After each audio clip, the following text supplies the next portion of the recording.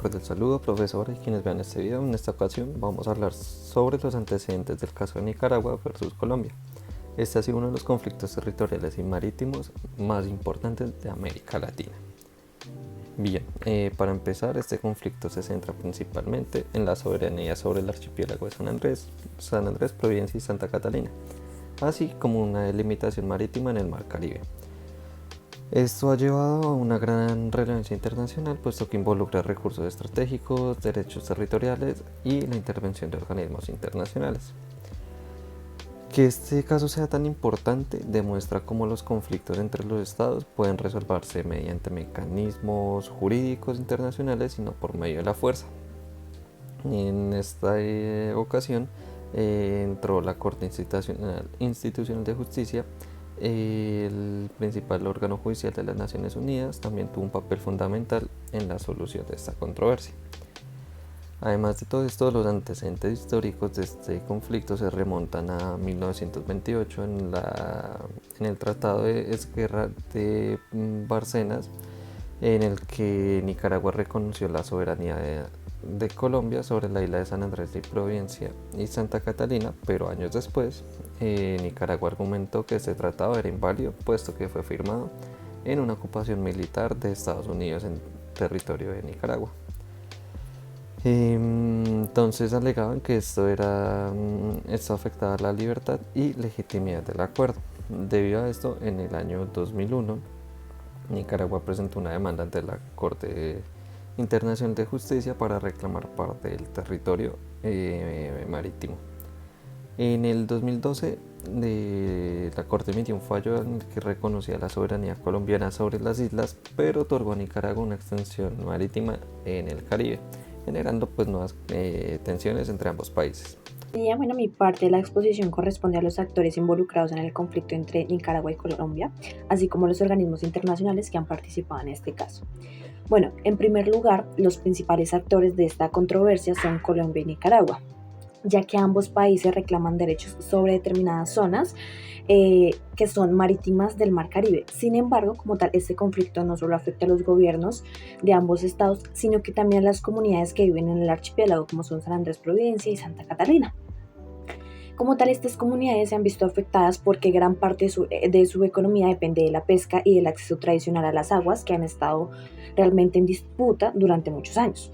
Entonces, como tal, por esta razón, las decisiones tomadas sobre la delimitación marítima tienen consecuencias directas en la vida cotidiana, también en sus actividades económicas y también de antemano en sus costumbres. Por otro lado, varios organismos internacionales han tenido un papel muy importante en este caso.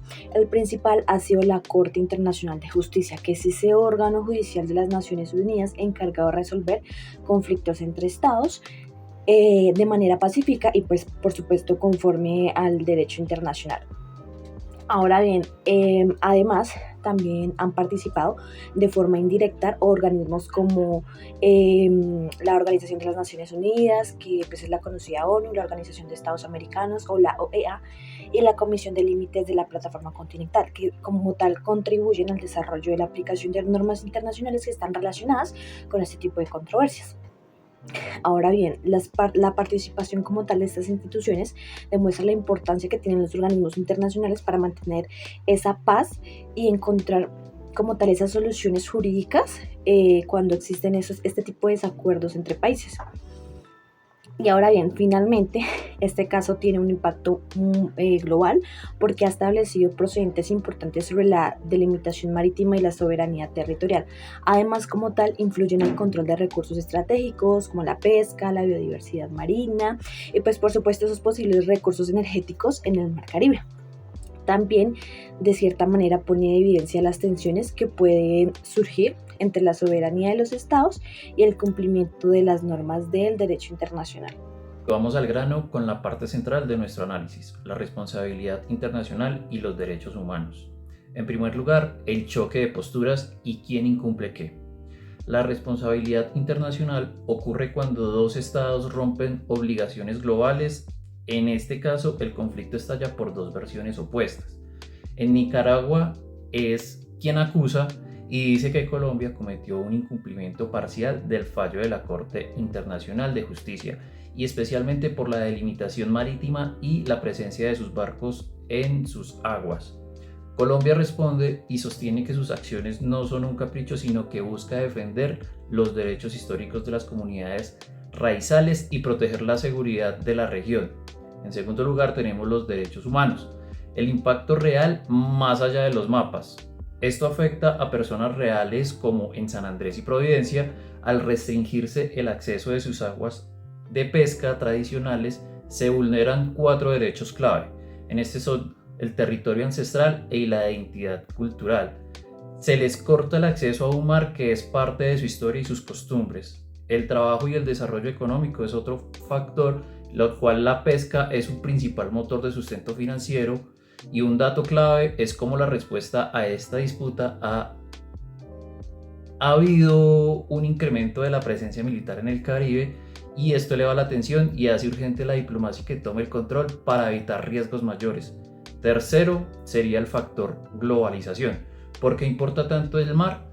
En este conflicto no es aislado y la globalización lo vuelve un punto crítico a nivel mundial por 3 razones estratégicas: el comercio internacional, que son las rutas de tránsito clave, los recursos naturales, la pesca masiva, la diversidad y las potenciales reservas de energía,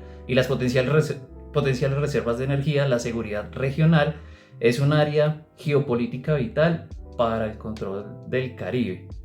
Y como cierre, este caso nos enseña que el derecho internacional contemporáneo no es solo un debate de fronteras, sino un enorme desafío para equilibrar la soberanía de los países con la protección real de los derechos humanos y pues de su gente. Para finalizar, voy a hablar sobre las normas internacionales aplicables, las consecuencias de este conflicto y algunas posibles soluciones.